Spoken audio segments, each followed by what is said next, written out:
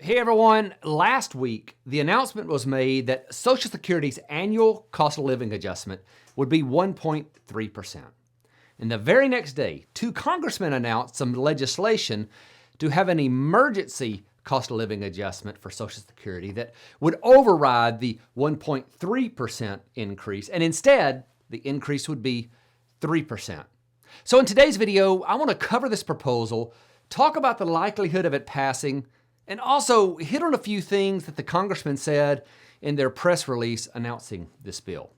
But before we get into any of this, be sure to subscribe if you haven't already and click that notifications bell because 2021 is going to be a big year for this channel and I don't want you to miss any of the new things we have planned.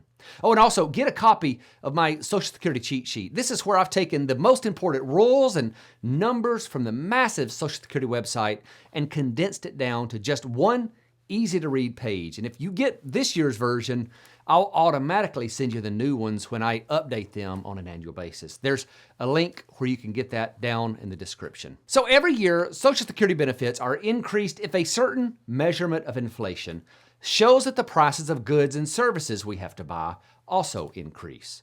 Now, if prices decrease, that's known as deflation, your benefits don't go down, but they'll just stay the same. Now, this is an automatic process, and it has been since 1975. This was from a Nixon law that recognized the insanity of the method they were using to increase benefits up until that point. It certainly wasn't an every year occurrence before then. In fact, the 35-year stretch between 1940 and 1975 had just 11 benefit increases. The reason it was so sporadic is that it literally took an act of Congress to get a benefit increase. But that all changed in 1975, and the cost of living increase was automatically linked to increases in the CPI-W. This is simply a measurement of inflation that looks at the year-over-year change in prices to housing, transportation, food and beverages, medical care, recreation, education, communication, apparel, and other goods and services. And as you can see from the chart here, all of these categories have different weights in the measurement as well. So if the values of those things in that index increases, so will your Social Security benefits. This year, when everything was tabulated, the increase in these prices came up to 1.3%. But the day after this was announced, Representative John Larson, who we've had here on the channel before, and Representative Peter DeFazio announced that they were sponsoring legislation that would just ignore the results of the CPIW and instead have a flat ad hoc 3% increase.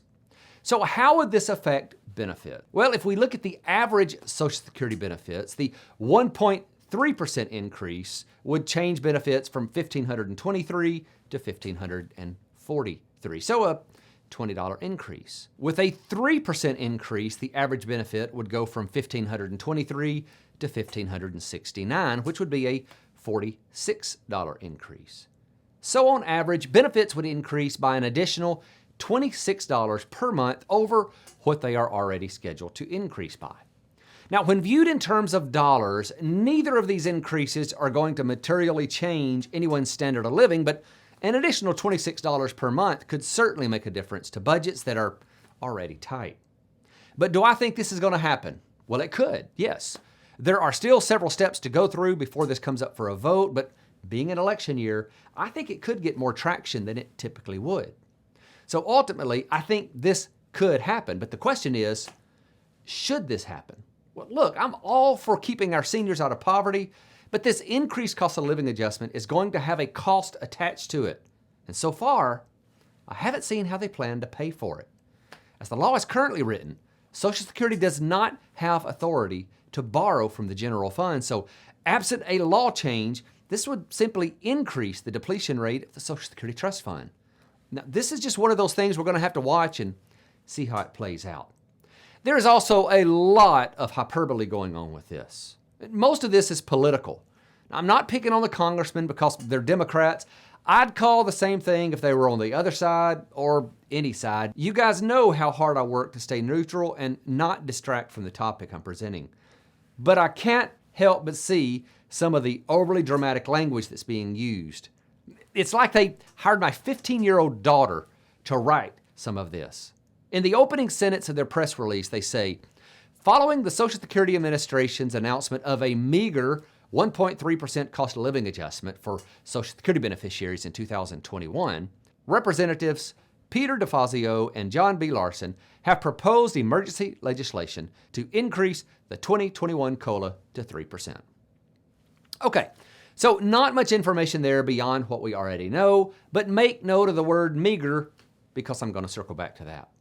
The press release goes on to say, due to the COVID-19 pandemic, seniors are facing additional financial burdens in order to stay safe. This absolutely anemic COLA won't even come close to helping them afford even their everyday expenses, let alone those exacerbated by COVID-19. Okay, so now he said the 1.3% increase was meager and absolutely anemic. Then he goes on to say, raising the COLA to 3% for 2021 will provide seniors with an immediate, crucial lifeline during the ongoing coronavirus crisis. So in his world, an additional $26 per month is going to give you an immediate, crucial lifeline. The press release goes on with various statements of support from other folks, but the one that really takes the cake is from the president of Social Security Works, Nancy Altman. She said, Social Security Works enthusiastically endorses their proposal, talking about John Larson and Peter DeFazio. Congress should immediately pass their legislation, which will boost the economy and save lives. Really? It's going to save lives to get an extra $26 per month out there? But once you get past all the dramatic hyperbole, you find Representatives DeFazio and Larson also making a pitch to change the way the annual cost of living adjustment is calculated. Instead of using the CPI-W, they want this switch to the CPI-E, which is supposed to more accurately track the expenses of individuals over the age of 62. In the same press release, Congressman DeFazio said, it's also critically important that Congress provide a permanent fix to the COLA formula that actually reflects the real cost that seniors face. That's why I'm urging Congress to pass my comprehensive legislation, the Social Security Expansion Act, to increase benefits and use a new COLA index, CPI-E, to factor in seniors' actual everyday expenses. And then Congressman Larson said, Congress also needs to change the way COLA is formulated. Our bill, the Social Security 2100 Act, enacts the CPI-E formula for adjustments to ensure the COLA reflects the rise in cost seniors are facing. So the way they are presenting it, all of these problems with the meager and absolutely anemic cost of living adjustments would be fixed if we simply switched to the new measure of inflation for seniors and started using the CPI-E. So you have to know this made me curious. If we were using the CPI this year instead of the CPIW, what would the increase have been? Well, according to the Bureau of Labor Statistics, instead of a 1.3% increase, you would have received a 1.4% increase. This would have given you an additional $1.52 per month for the average Social Security benefit. You know, there were several benefits to the automation of COLAs, but one of the best was taking political pandering out of the equation. And hey, as this moves through the process, I'll be sure to keep you informed. Thanks for watching.